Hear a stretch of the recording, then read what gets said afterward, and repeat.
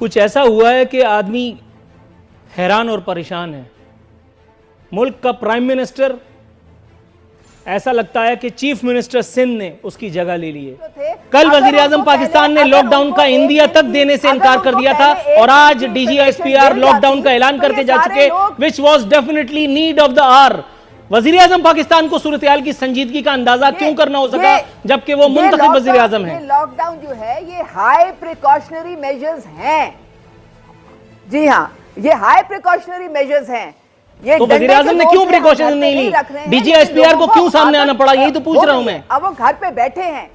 जी madam, आप time किल कर रही हैं। मुझे ये बताइए, वजीर आजम पाकिस्तान सेलेक्टेड आदमी है या DGISPR? आप एक पेज पे नहीं है। प्राइम मिनिस्टर, हमारी आर्म फोर्सेस, हमारे तमाम सूबे ये नगमा तो मैं कई दफा सुन चुका हूं। मैं आपसे सवाल कुछ और कर रहा हूं। मैडम, आप टाइम किल कर रही हैं। मुझे ये बताइए, वजीर आजम पाकिस्तान इलेक्टेड आदमी है या DGISPR? DGISPR ने आकर के वो काम किया जो वजीर आजम को करना चाहिए था। मैं तो आपसे ये पूछ रहा हूं, वजीर आजम आए कल नगमा सुना के चले गए, कल क्या किया? यही तो पूछ रहा हूं। हम लोग भी पार्शियल लॉकडाउन की हालत में हैं और हमने पूरा बंदोबस्त सब कर लिया है ताकि हमारे लोग जो हैं वो जो भी उनके ऊपर माशी इसके असरात हैं या समाजी असरात। नाजरीन, बहरहाल सवाल मेरा 3 दफा पूछा गया, लेकिन मां कारदार साहिबा ने शायद मुनासिब नहीं समझा कि इसे एक सवाल का जवाब दे करके वो अपने गले में कोई तौक डालें। जाहिर है, मैं समझ सकता हूं सवाल की नौयत की। वजीर आजम पाकिस्तान एक इलेक्टेड रिप्रेजेंटेटिव है या DGISPR, वो काम जो वजीर आजम पाकिस्तान को करना चाहिए था, फाइनली अल्लाह का शुक्र है, गुड न्यूज़, ये DGISPR की तरफ से आया, मीन्स के आर्मी की तरफ से आया, मीन्स के आर्मी की क़यादत की तरफ से आया। Thanks a lot. अल्लाह करे परवरदिगार आलम की सारी कोशिशें बराबर साबित हों। परवरदिगार आलम और प्राइम मिनिस्टर जो हैं वो, अगर प्राइम मिनिस्टर किसी को देख रहे हो तो वो मुझे टेलीफोन करे। कोरोना के सिलसिले में मसीहा का एक और खिताब हुआ है। ये उम्मीद की जा रही थी कुछ नाक़िबत अंदेश लोगों की जानिब से कि शायद इस बार उनका स्पीच राइटर, तकरीर नवीस कोई कारनामा कर गुजरेगा, लेकिन स्पीच राइटर या तकरीर नवीस तो ठहरा वही। उसने क्या करना था, क्योंकि मेरे मसीहा को एक्सटेम्पोर बोलने की आदत लाहक है। गुफ्तन नशिस्तन बरखास्तन से भरपूर ये खिताब हुआ और उसके बाद चलते बने ये बता करके कि ये मामूली नज़ला है, परेशान क्यों होते हो? हुजूर वाला, अगर ये मामूली नज़ला है तो फिर मेरे प्रोग्राम में आज इस वक्त भी मेरे साथ जो मेहमान मौजूद हैं, पिछली दफ़ा जब मैंने उनसे गुफ्तगू की थी तो उन्होंने मुझे बताया था कि प्रोग्राम के बाद ये खड़े इजराइल और उसके थोड़ी देर के बाद वापस ले जाएंगे। और एक इन्हीं मेहमान पे क्या मौकूफ मैं PTI के जितने लोगों के वर्जन, जितने टेलीविजन चैनल्स पे इतने दिनों में देखता रहा हूं, उन सब ने इजराइल को अपनी आंखों से देखा और हमें दिखवाया है, महसूस कराया है। तो अगर यही सब करना था तो पहले इन लोगों को हिदायत तो कर देते कि भाई कम डराना। मेडिकल साइंस की दुनिया में तहलका मचाने के बाद मेरे मसीहा एक मरतबा फिर गोशे गुमनामी में चले गए।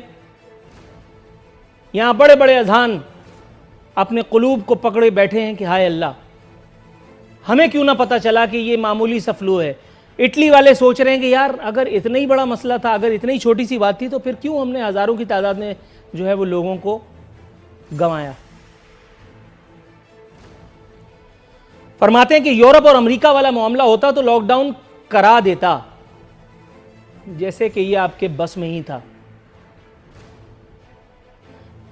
कहते हैं कि मुल्क में 25% लोग दिहाड़ीदार हैं, गरीब हैं, उनके चूल्हे कैसे जलेंगे? हुजूर, जिस वक्त आप कंटेनर पे खड़े थे और आपने पूरे पाकिस्तान को लॉकडाउन करने की साउंड बाइट मेरे पास मौजूद है,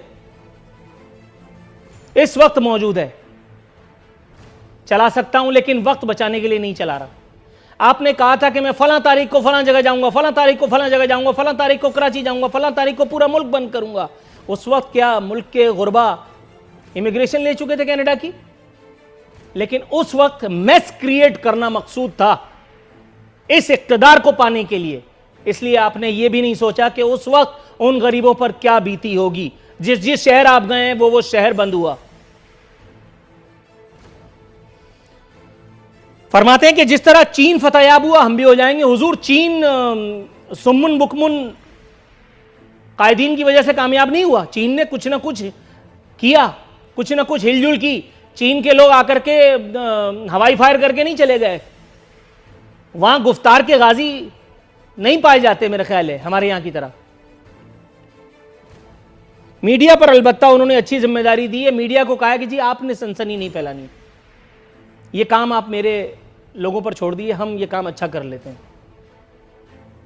फरमाते हैं मेरी टीम प्लानिंग कर रही है कि इस बहरान से कैसे निपटा जाए। हुजूर अब तो आवाम को हाथ जोड़ना ही रह गया है कि अल्लाह का वास्ता उस रब्बे काबा का जिसके हम सब मानने वाले हैं, आप प्लान मत कीजिएगा अल्लाह के वास्ते, क्योंकि तारीख गवाह है आपने जब जब प्लान किया, एक तो इतनी देर में किया कि तोते उड़ गए, और उसके बाद जो प्लानिंग किया, ओह अब तक आपको यही नहीं पता कि लॉकडाउन और कर्फ्यू में क्या फर्क है। अब तक आपको यही नहीं पता कि दरख्त रात को कार्बन डाइऑक्साइड छोड़ता है या ऑक्सीजन छोड़ता है। अब तक आपको जर्मनी और जापान के बॉर्डर्स का नहीं पता। अब तक आपको साल के 12 मौसमों का, 4 मौसमों का यही इसका नहीं पता। अगर आप ये पता करने चले गए तो उस वक्त तक मेरे ख्याल है कोरोना आके निकल चुका होगा। कोरोना वायरस की सद्देबाब के लिए डॉक्टर आशिक आवान साहिबा, फिरदौस आशिक आवान साहिबा भी सामने आई। उन्होंने भी बताया है कि कोरोना खतरनाक जरूर है मगर जानलेवा मर्ज नहीं है।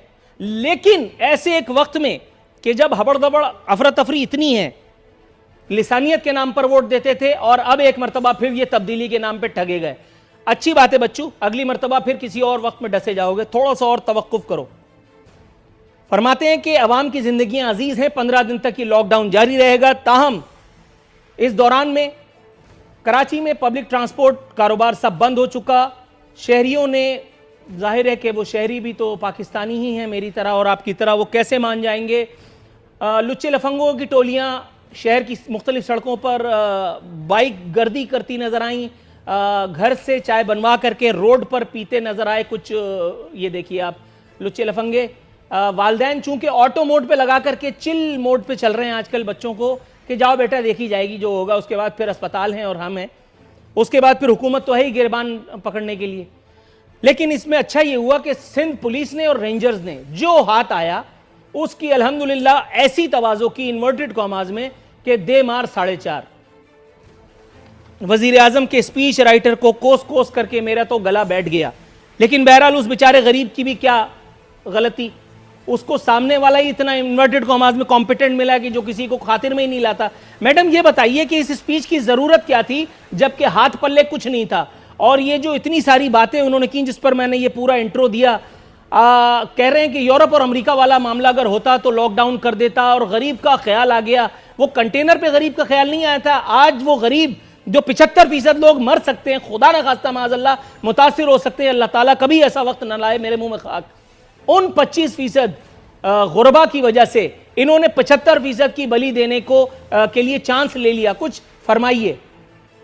नूरुल आरिफीन, आपका इंट्रो सुन के मुझे बहुत सदमा हुआ, क्योंकि आज इस वक्त ये वो मौका है जब पूरे कौम को एक पेज पे खड़े हो के ये जंग लड़नी है। हुकूमत ये अकेले नहीं लड़ सकती, ये पूरी कौम, और उस कौम में आप भी शामिल हैं।